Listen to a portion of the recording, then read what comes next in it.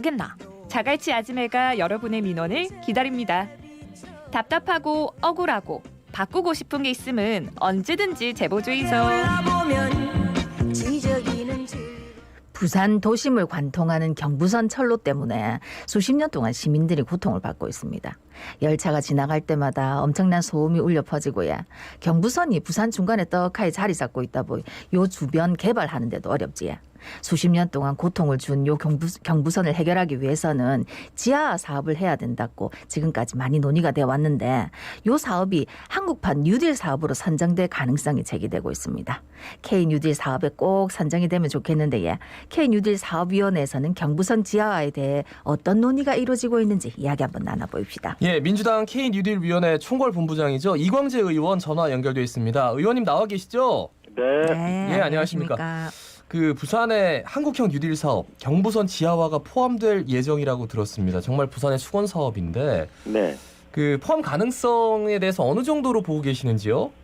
저 반드시 포함시키려고 노력할 생각입니다. 왜 그러냐 하면은 예.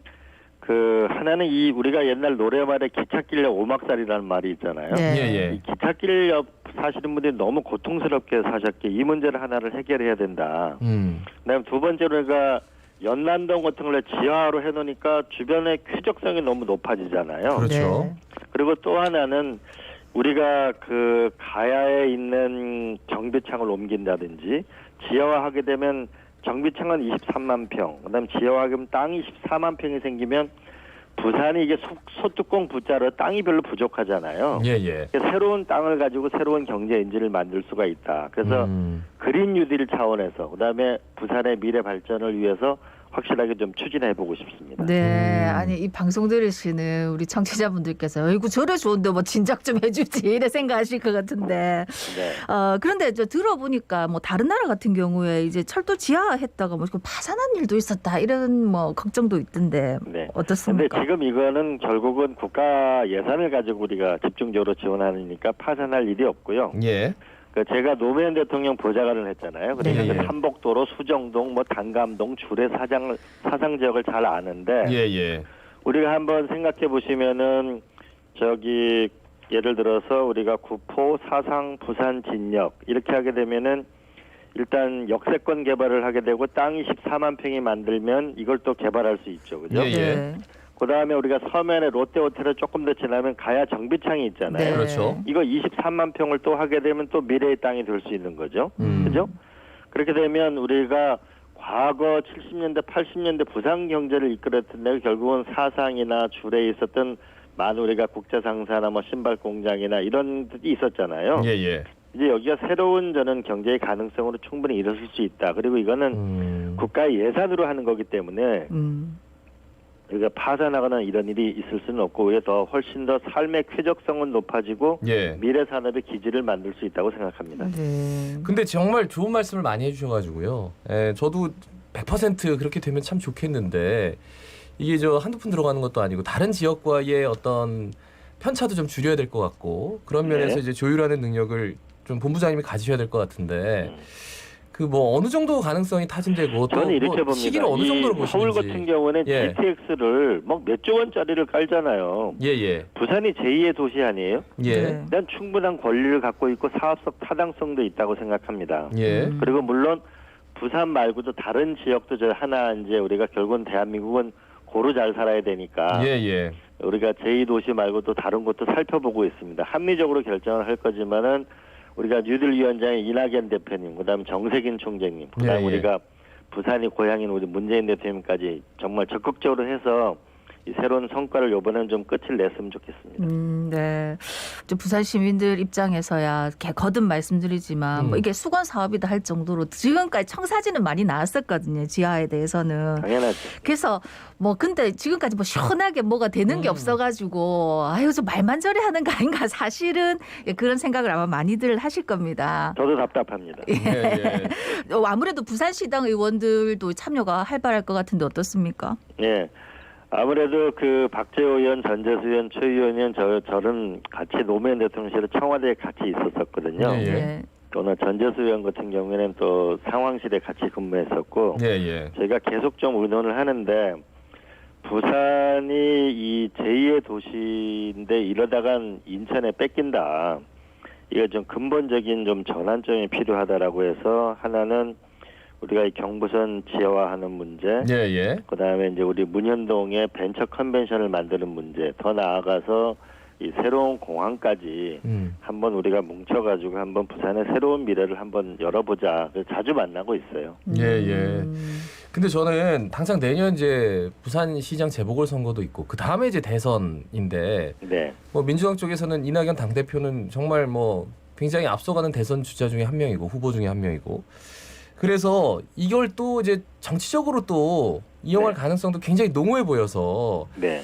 그리고 정치인이시잖아요. 그러니까 정치인의 수사를 어디까지 믿어야 되는지 자꾸 이렇게 좀 의구심이 들어요. 이런 것 같습니다. 예. 결국은 정치인의 위대한 면도 있고 정말 초라한 면도 있잖아요. 예, 예. 근데 역사를 보면 정치의 위대한 면이 결국 세상을 바꿨잖아요. 음. 근데 저는 오히려 선거가 있는 과정을 오히려 잘 활용할 필요도 있다. 응?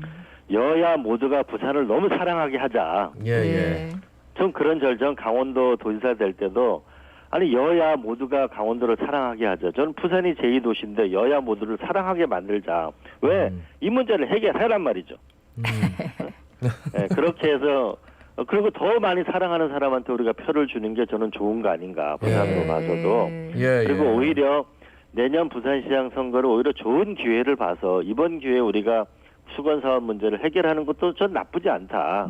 오히려 적극적으로 나서고 민주당도 부산을 위해서 열심히 구애하고 사랑하고 그러려면 이런 걸 약속하고 해결을 해야죠. 네, 예, 예. 의원님 지금 이렇게 막 시원하게 말씀해 주신 대로 결과도 시원해야 될 텐데 그러니까요. 저희는 그게 제일 걱정이고요. 저희는 걱정입니다. 그런 저도 거 아시죠? 걱정인데. 저희는 약간 트라우마가 있습니다. 저기 김해신 공항부터 해가지고 저도 걱정인데 예. 이런 것 같아. 이제는 요번에 이제 이 사안은 부산 지하화 문제는 이제 문재인 대통령도 2019년도 말씀을 하셨고 그래서 용역 부분이 추진이 되잖아요. 예, 예. 네.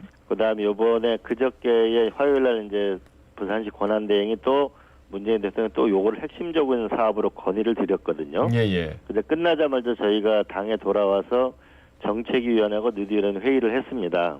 그래서 이거 다른 건 모르지만 그린 뉴딜 차원에서 하나는 에너지 문제, 하나는 환경 문제를 확실하게 해결하는데 그 해결해 나가는 과정이 하나는 철도 문제를 좀 확실하게 지화를 해가지고 삶의 쾌적성을 높이자. 이 수십 년 동안 이 기찻길 옆에 사시는 분들이 어려움에 봉착한 것도 있고 이 문제를 해결할 뿐만 아니고 사실 여기에 새로운 경제 엔진이 필요하거든요. 예, 예. 제가 이제 노 대통령이 이제 그 부산 동구가 지었고요. 저희 처갓집이 부산 저기 전포동이거든요. 네. 그렇기 때문에 그 일대를 잘 알거든요. 근데 차라리 요거를 지하화하게 되면은 전체적으로 사상 구포부터 사상 그다음에 부산 진역까지가 좀 새로운 활력을 만들 수 있는데 여기에 16.5km인데 예. 1조 6천억인데 사실 GTX 몇 조짜리를 서울에는 깔거든요. 예, 예. 그러니까 우리가 이건 한번 난 도전해 볼 만한 과제고 저는 이번에 꼭지를 땄으면 좋겠어요. 정말 저는 열심히 하려고 합니다. 네. 아 그리고 이제 경부선 지하하고 같이 문현동 벤처 컨벤션 센터 사업도 한국판 뉴딜 사업에 포함될 가능성이 있다 이런 얘기가 있던데 어떤 네네. 내용입니까? 이거는 제가 아주 열심히 하려고 하는 건데요. 그러니까 그 예를 들어서 우리가 부산 진역까지 지화하고 나면은 이 지금의 우리가 부산이 전부 이 조선이라든지 이 우리가 전통적인 중후장대 산업이 많지 않습니까? 예. 결국 새로운 산업이 나와야 되는데 항상 새로운 산업은 결국은 기술하고 금융이 만나야 되거든요. 네. 근데 이번에 우리가 뉴딜 전략 중에 가장 큰 게 혁신 도시가 혁신 경제의 거점이 된다.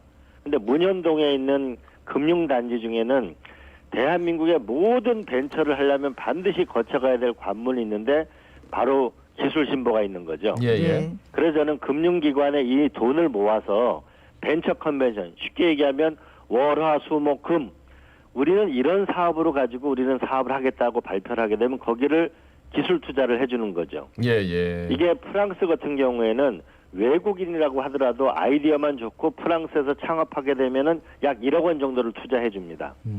우리 강원도에 있는 강원랜드도 기금을 모아가지고 강원도에 사업을 할 건 사업 아이템을 하게 되면 적은 금액부터 10억 원까지 투자해 주는 걸 하니까 글로 사람들이 모이거든요. 예. 만약에 이 부산에 있는 금융기관들이 힘을 모아서 돈을 모아가지고 앞으로 사업을 부산에 와서 사업을 한다는 전제만 가지면 계속 발표를 해서 사업성이 있어 보이는 건 투자를 해나간다면 저는 부산에 새로운 경제 엔진을 만들 수가 있다. 그렇게 되면 부산 진역하고 문현동이 연결될 거고 문현동 옆으로 가게 되면 결국 범일동하고 부산 북항이 만나게 되잖아요. 예, 그렇죠. 네. 그렇잖아요. 그럼 다시 부산 북항이 커질 수가 있고 이건 저의 오랜 소망인데 그 부산 북항 같은 데를 우리가 샌프란시스코 가면 자이언트 홈 구장이 있거든요. 네. 예. 근데 그 스톡홀름에 가게 되면은 이 돔 경기장인데 한쪽 면을 호텔로 만들었어요. 예. 그래서 호텔 안에서 보면 저 안에 있는 경기를 다 볼 수 있거든요. 그렇게 해서 우리가 북한까지 랜드마크로 연결할 수 있는 새로운 전기를 만들 수 있는 거 아니에요. 네. 그래서 젊은 사람들이 이 새로운 벤처나 경제 엔진을 이끌려면 결국 기술과 금융이 만나야 되는데 이 문현동은 금융단지가 있으니까 이 힘을 이용해서 한번 도전해 볼 만하다. 알겠습니다. 그렇게 생각합니다. 네. 아, 제가 들으면서 정치인은 정치인이구나. 야. 왜 그러냐면요. 아니에요. 여기까지 듣겠습니다. 오늘. 좋은 성과로 다시 한번 또 전화 제일 중요한 연결하겠습니다. 거는 예. 잘 실현이니까요. 됐으면 좋겠습니다. 예. 말씀 잘 들었습니다. 네, 감사합니다. 예, 고맙습니다. 네. 지금까지 민주당 K뉴딜위원회 총괄본부장인 이광재 의원이었습니다. 지금 여러분은 부산의 목소리 자갈치 아즈메를 듣고 계십니다.